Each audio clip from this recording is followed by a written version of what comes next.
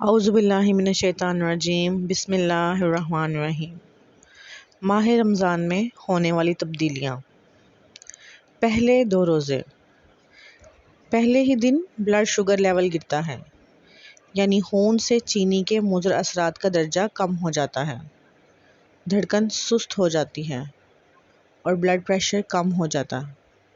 اعصاب جمع شدہ گلائکوجن کو آزاد کر دیتے ہیں، جس کی وجہ سے جسمانی کمزوری کا احساس اجاگر ہو جاتا ہے۔ زہریلے مادوں کی صفائی کے پہلے مرحلہ میں نتیجتاً سر درد، چکر آنا، منہ کا بدبودار ہونا اور زبان پر مواد کے جمع ہونا ہے۔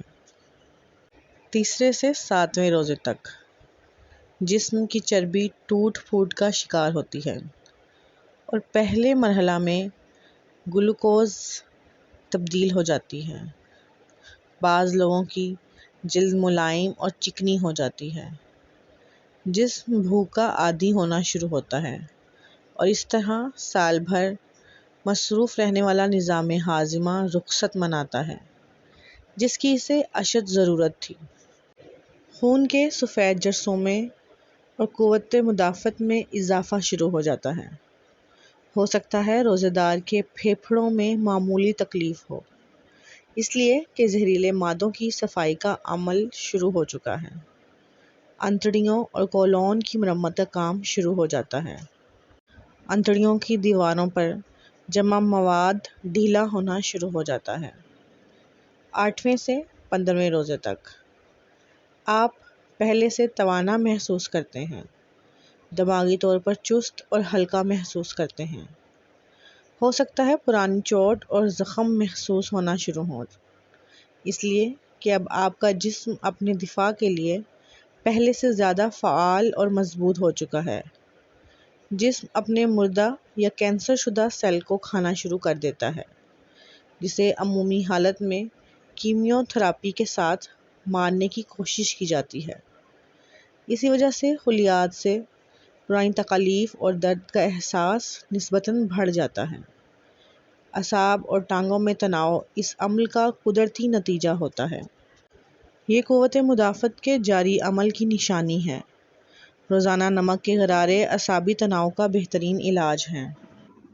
16ویں سے 20ویں روزے تک جسم پوری طرح بھوک پیاس برداشت کا عادی ہو چکا ہے۔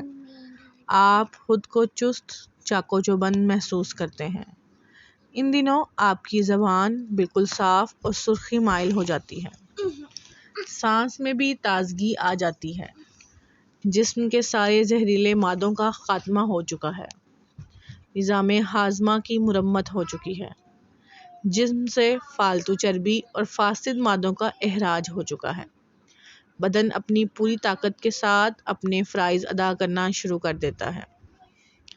20ویں سے 30ویں روزے تک 20ویں روزے کے بعد دماغ اور یادداشت تیز ہو جاتی ہیں، توجہ اور سوچ کو مرکوز کرنے کی صلاحیت بڑھ جاتی ہے۔